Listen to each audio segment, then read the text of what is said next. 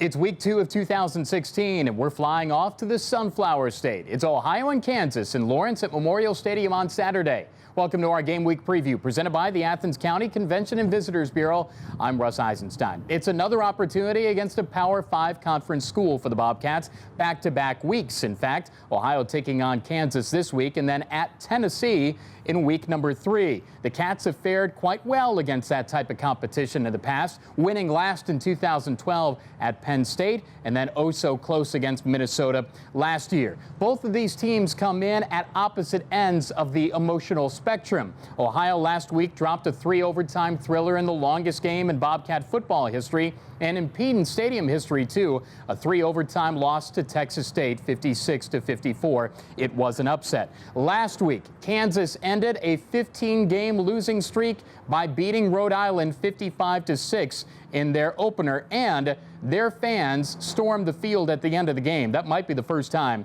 that a Power 5 conference's fans rushed the field in a win over an FCS opponent. It really doesn't matter to them because they just wanted to beat somebody. So Texas State stormed the field against the Cats. Kansas's fans rushed the field for their win. They have some history there, but they're trying to build it back.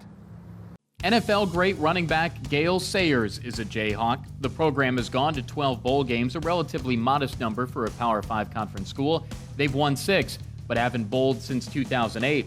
Kansas completed a top 10 ranked 12-1 2007 with the 24-21 win over Virginia Tech in the Orange Bowl.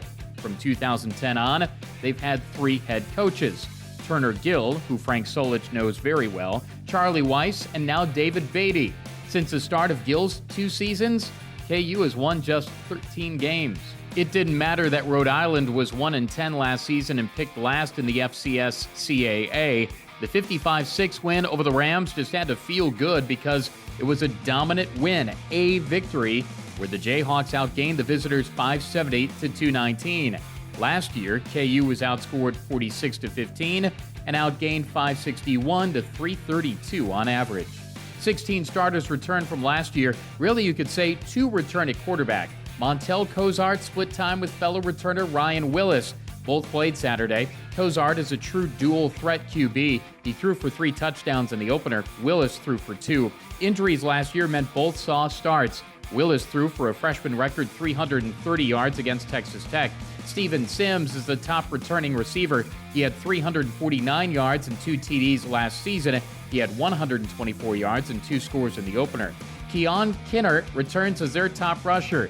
He had 69 yards and a touchdown last week. Defensively, you wouldn't expect a lot of all-conference recognition from a winless team, but Fish Smithson was second-team All-Big 12 last year from a safety spot. He had 111 tackles. He led the nation in stops per game with just under 8. To be fair, the unit might be better than the numbers they gave up last year would indicate. They gave up more points than anyone in the country on average, but they also played against high-powered, quick-strike offenses week after week in the Big 12. Recruiting will be vital in the Jayhawks' resurgence, and Beatty will give them a chance in that regard. Texas is talent-rich, and he was an assistant at Texas A&M and Rice after being a highly successful high school coach there. And we all know how good Texas high school football is. Maybe some of those players will rise to rock chalk.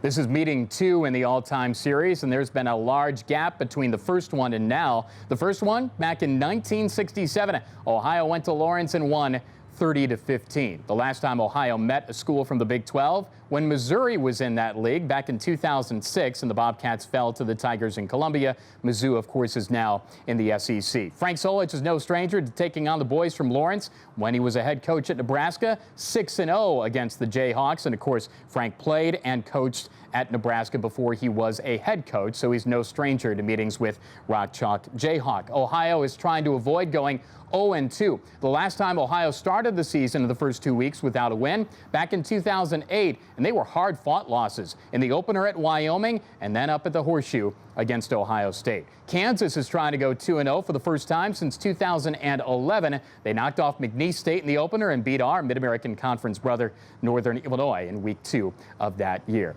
Coverage on the Ohio IMG Sports Network starts at 1:30 Eastern Time with a kick at 2:30 as we bring Memorial Stadium in the Sunflower State State to you.